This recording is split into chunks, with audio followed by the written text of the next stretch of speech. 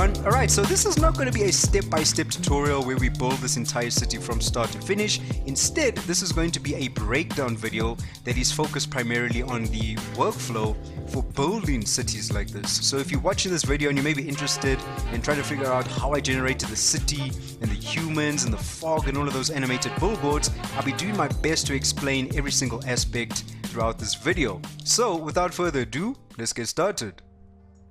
Alright, so here's the entire scene running in real time with Eevee in Blender 2.9. So I opted to use Eevee instead of cycles because I actually wanted to see what's possible with Eevee. But obviously the biggest advantage of using Eevee instead of cycles is the fact that Eevee is a real-time render engine. So I get to build out these scenes and visualize them very quickly because I get to see my end results immediately. But the biggest advantage, especially for building out a city that's reminiscent of Blade Runner or Ghost in the Shell with all of this fog, is the fact that I get to build out real-time volumetric fog with Eevee.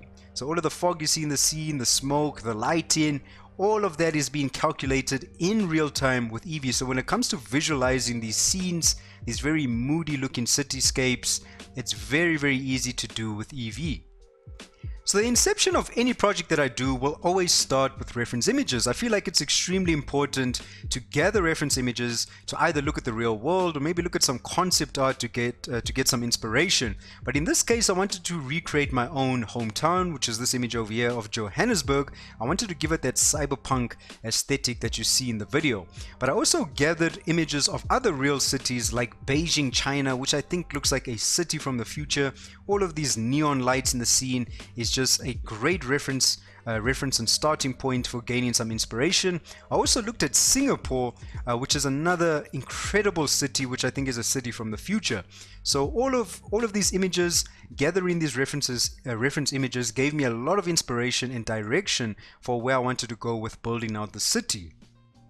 Okay, so back to Blender and let's start breaking down the scene one by one. So I'm going to start off with the city. If you're wondering how I actually created the city, it actually wasn't that difficult, and the reason why I'm saying that is because I opted to use assets. So this is a kit bash asset. I didn't build the entire city, you know, from scratch because I was trying to focus primarily on speed and just generating or visualizing this idea. So these are assets, but if I snap out of my camera over here and we look at the entire city, you can see that I'm only focused on what's happening in front of me because that is exactly where the camera is looking, right? It doesn't matter what's on the far left hand side or even what's behind me because that's not going to be in focus with the camera. You can see there's no street in this entire scene as well. We've just got all of these buildings. So these are kit bash buildings like I mentioned, and I actually purchased these buildings from a website called kitbash3d.com, and the set that I'm using is called Neo Tokyo.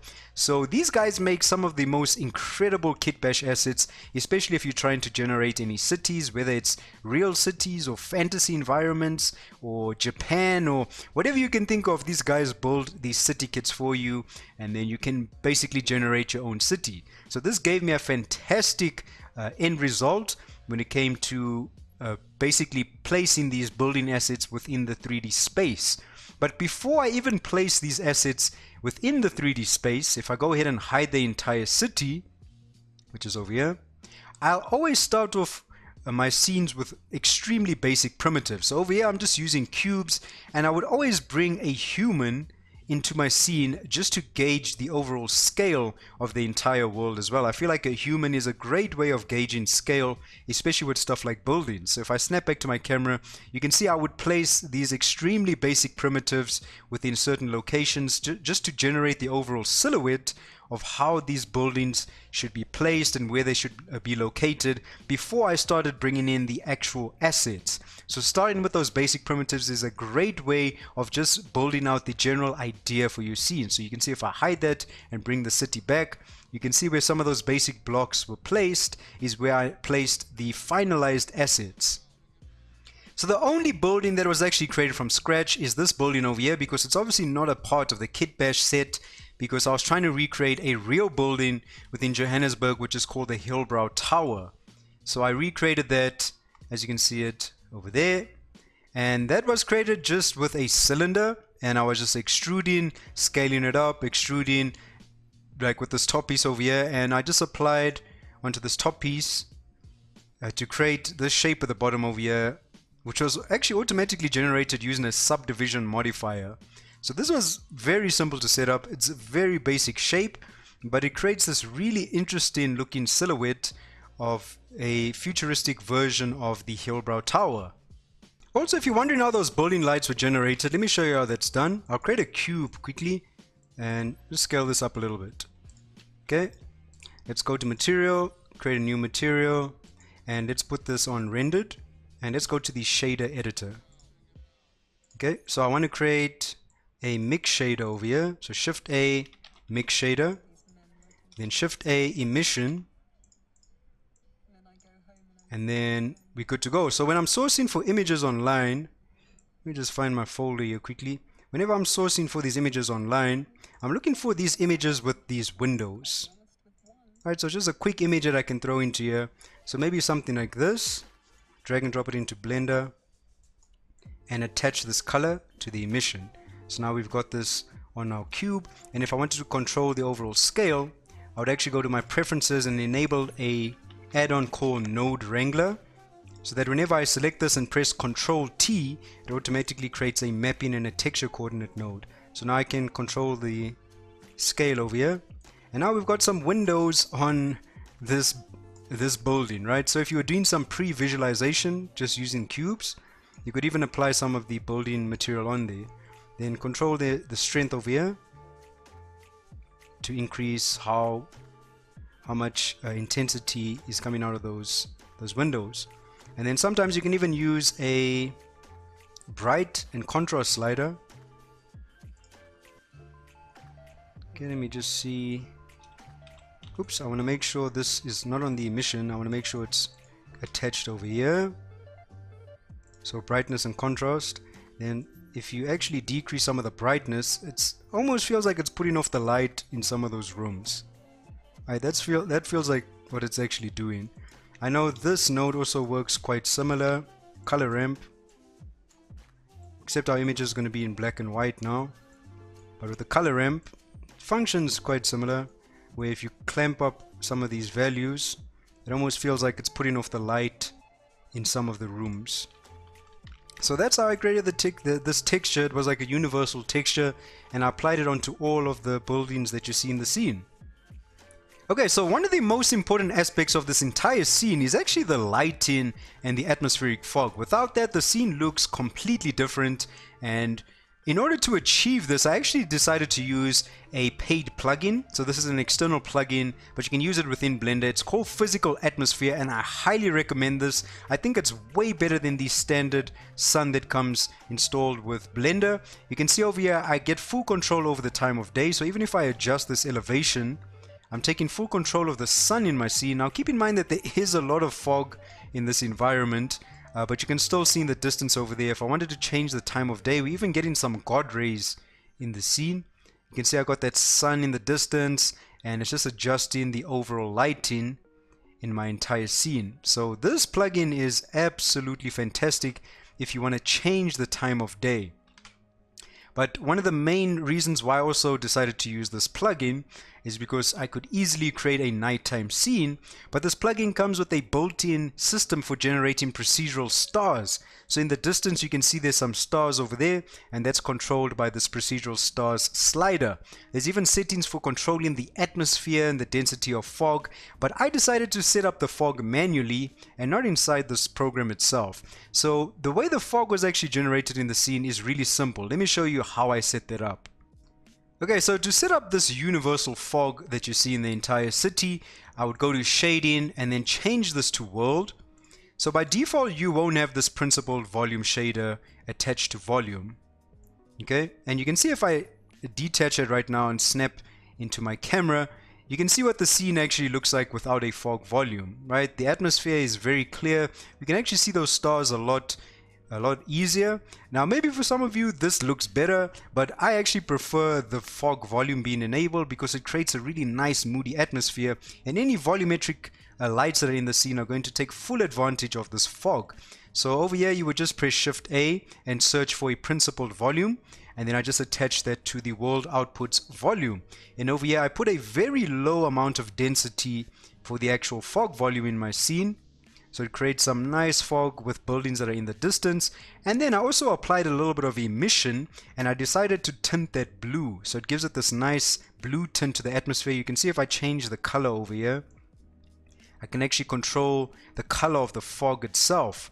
So this is a nice way of adding some additional color to the way the fog looks in your scene. And something very important to keep in mind, especially if you're working with fog and you're working with Eevee, is that if you go to the Eevee settings, you want to make sure you actually go to volumetrics, and especially with buildings that are really far out in the distance, you want to increase this end amount, because by default it's not that high. And if I start decreasing this to, let's put it on 0.1, pay attention to the way the fog looks in the scene, right? This is controlling the distance of the fog in your entire environment. So by bumping up this value, I'm allowing the distance of the fog to actually travel a lot further, so that so these buildings in the distance are also being affected by the fog. So very important to adjust this end amount on volumetrics. Okay, so we talked about fog and volumetrics. Now you can see how that's been set up and some really important settings to take notice of. But this entire scene would also be incomplete without the additional lighting that I've placed within the scene. So I'm not talking about the spotlights over here, but if I actually go into my lighting, if I disable this, you can see this is what the scene looks like with volumetrics and just the default physical atmosphere.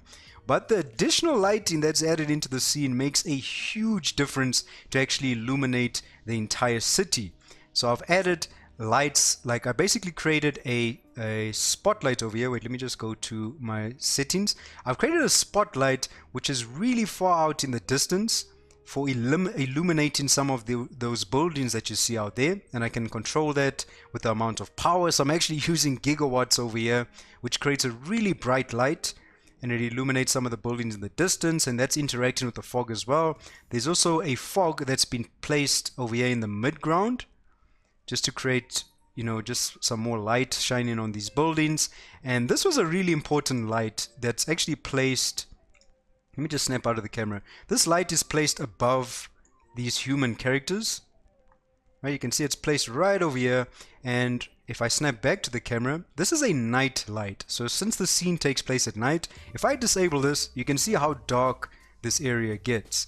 But I feel like just by creating the spotlight and applying a little bit of some power onto it and making that like a really nighttime blue, it illuminates this area a lot better, and it creates this really nice nighttime sky illuminating effect on characters within the foreground over here.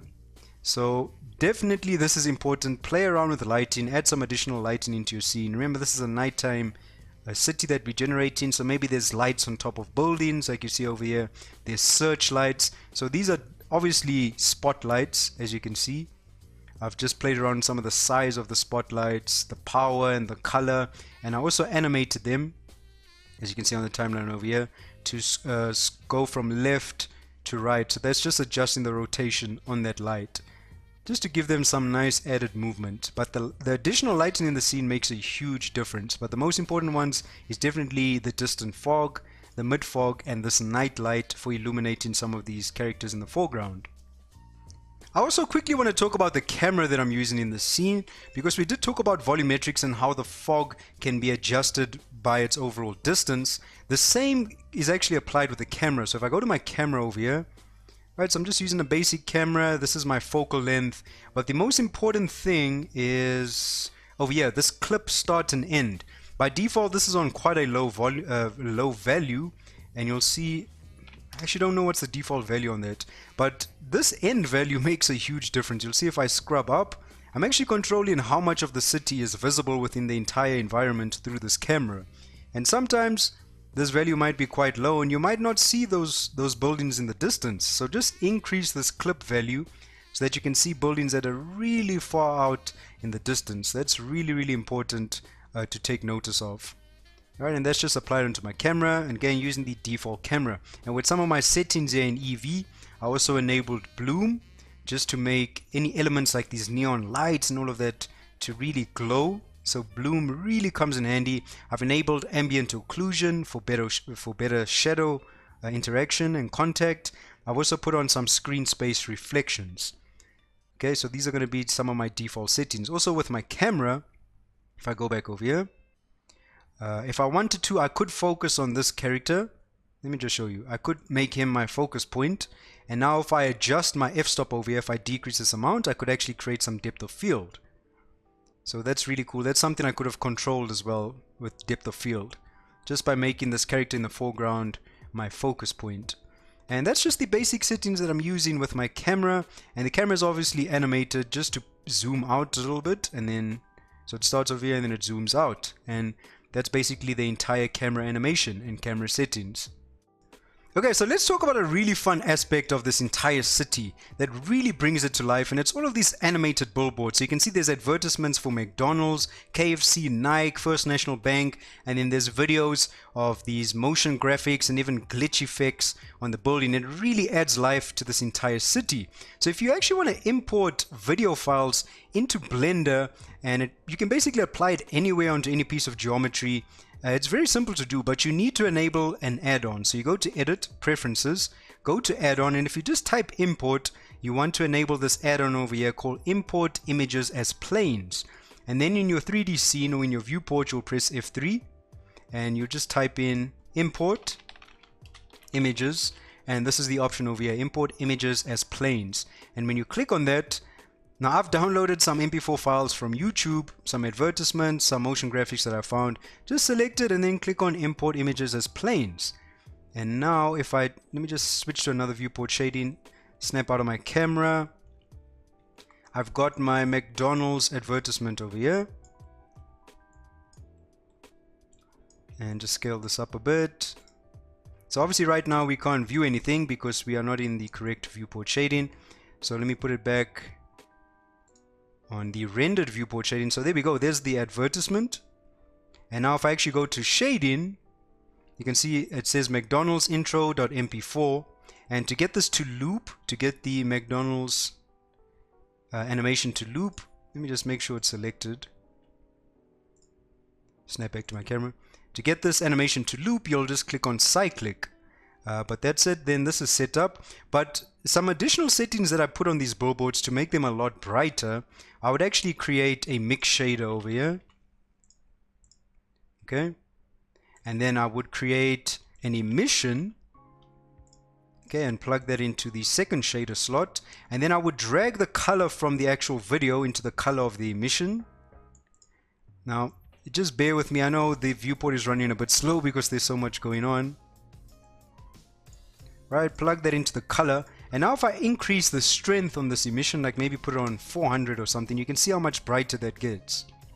Right, so if I wanted a really bright neon billboard, I'm controlling that with this emission, with the color just plugged into the emission and a mix shader. So this is the exact technique that I used for practically every single billboard that you see within this 3D environment. So I thought I would just mention that in case you're wondering how that was created. And you can see it's just a plane. I positioned the plane within different locations within the 3D scene on buildings, and I created all of these different advertisements.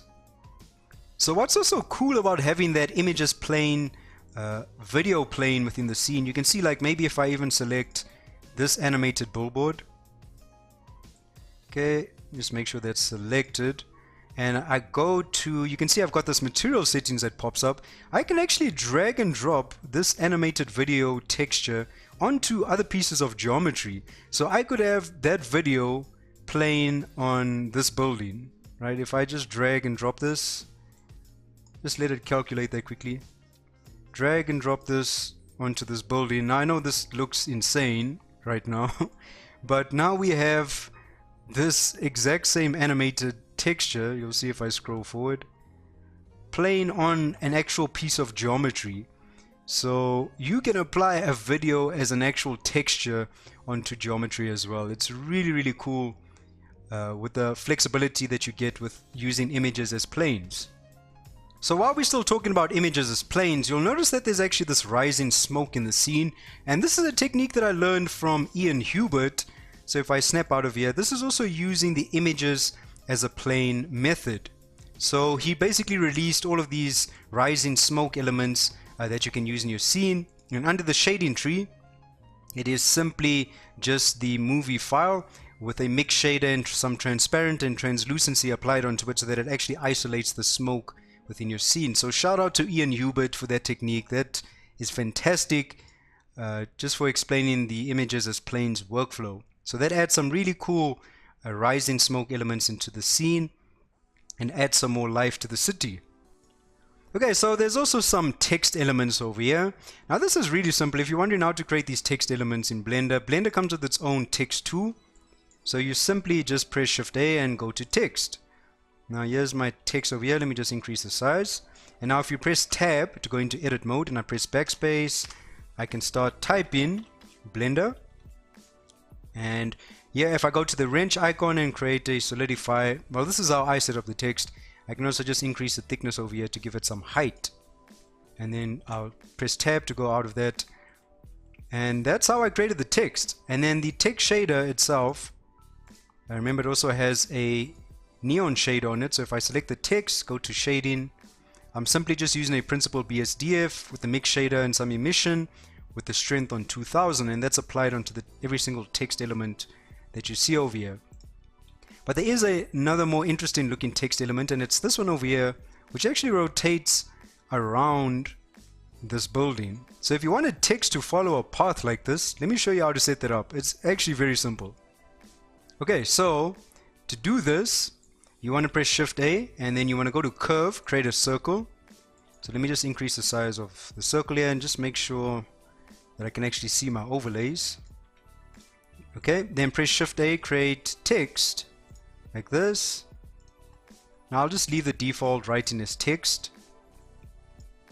So now while you've got text selected, you want to go to this wrench icon and select curve. And then under the curve object, select this curve Bezier circle. Now you can see that automatically snaps to that. Okay, and now if I start dragging on here, you can see it starts going around. So that can be animated. But to control the orientation of the text, you obviously just want to go to rotate. Alright, make sure I've actually got my text selected. And over here I can see my axis is away from the text, so I'll go to object, set origin to geometry, so it actually snaps to the text. And just rotate this up. Okay, and maybe move that a little bit forward, closer to the edges. And I just rotate that up like that. And now if your text is maybe going in the wrong direction, you would actually select the spline, go to tab, go to curve, and you would say mirror X global. So now the text would be going in the correct direction. But it depends where you've seen it from. In this case, now it's going in the wrong direction, so I'd actually want to undo that. But that's how you can mirror the text in case it's facing the wrong way. Okay, then you would just select the text and drag it like this. And that's how that is animated. So I thought I would just show you that, how to make the text follow a path. Also, if you're wondering how to change the font, just here on the right hand side you'll see this icon. You click on that, and over here by regular, you just click on the search icon and it's automatically going to go to your Windows, C drive and your fonts folder, and you'll be able to change your font. So I thought I would just mention that as well. Okay, so now I'm going to talk about another super fun aspect that added a lot of life into the scene, and that's these animated humans, right? They've got this subtle movement, and that's because every single human over here, even the dancing dude in the distance, is animated using mocap data. So I used a website that is called mixamo.com. So this website is absolutely incredible. It's got a large library of animations that get applied onto characters. Now they've got their own pre-built characters, and I use some of the pre-built characters very quickly within that scene. You can see they've got this large library, but you can even upload your own character and it will automatically rig it. And then if you go to animations, you can see as soon as I click on an animation over here, it automatically brings this guy to life. So that's exactly how I added those 3D characters into my scene and applied some animation onto them. So for the dude that's dancing in the distance, he's actually this mannequin icon, this mannequin character that you see over here, and he's got one of the dancing animations applied onto it. I don't remember exactly which one, but I thought I'd just mention this anyway. If you're looking for characters that are animated, this is how you do it. And then you'd click on download, you would download the FBX with the skin, and then in Blender you can just import that FBX and position it wherever you want. It'll import the character with the materials applied onto it as well. And the characters might come in super shiny. If that's the case, you'd actually want to select the character. Alright, go to the materials, and if you go to shading, you'd probably, you'll have like a map that's attached to roughness. Just remove that and then increase that roughness slider, because sometimes it's like super shiny. Like on this girl character, she was extremely shiny like this, and that kind of does look futuristic, but that wasn't the aesthetic I was going for. But every character over here is a Mixamo character, as well as the dancing guy in the distance. Also, if you're wondering how this material was created on the dancing dude, it's almost like this a hologram looking material. It's extremely easy to set up. So you would create a new material, a principal BSDF. Okay, you would create a mix shader. Then you would create some emission, attach that to the shader at the bottom. I've increased my intensity to 4000 and just change the color. You can see I can make this any color that I want it to be.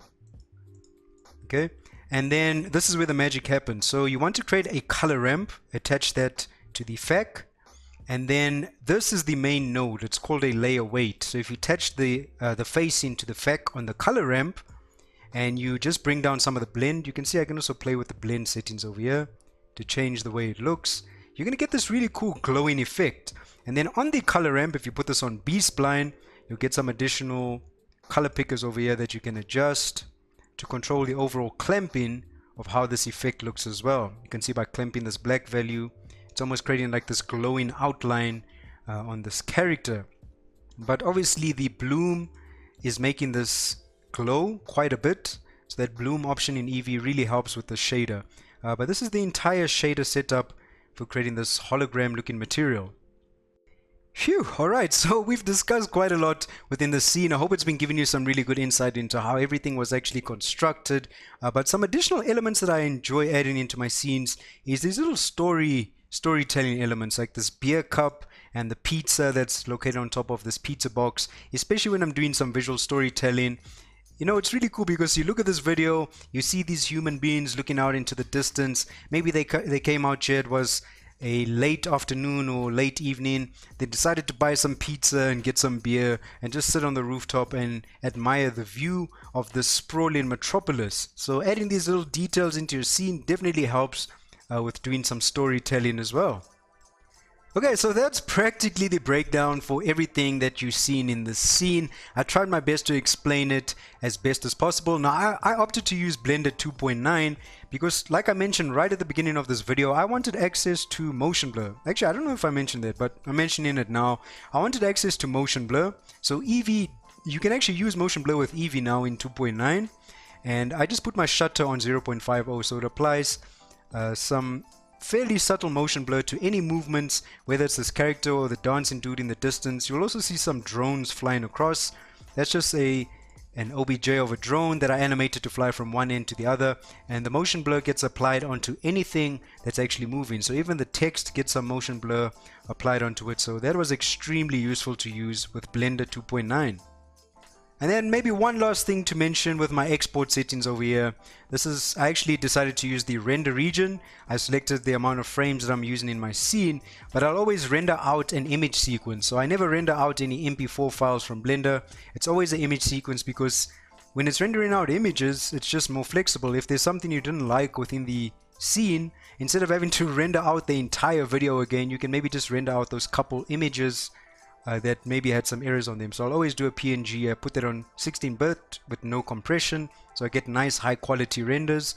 And then I would just go to my rendering tab and press Ctrl F12 over here, and it would start rendering out my animation from those allocated frames. Okay guys, so that's going to be the end of this video. I did my best to break down every single aspect of what you're seeing in the scene, and I hope you've actually learned something from this. Maybe there's some plugins that you want to go and try, some additional workflows that you want to incorporate into the way you use Blender. But creating scenes like this is possible with Eevee, and I wanted to show you just how to do that. So I hope this has been useful. Let me know what you think in the description below, and I truly appreciate the support on this channel so much. You guys are awesome, and stay tuned for some more videos and tutorials, and goodbye.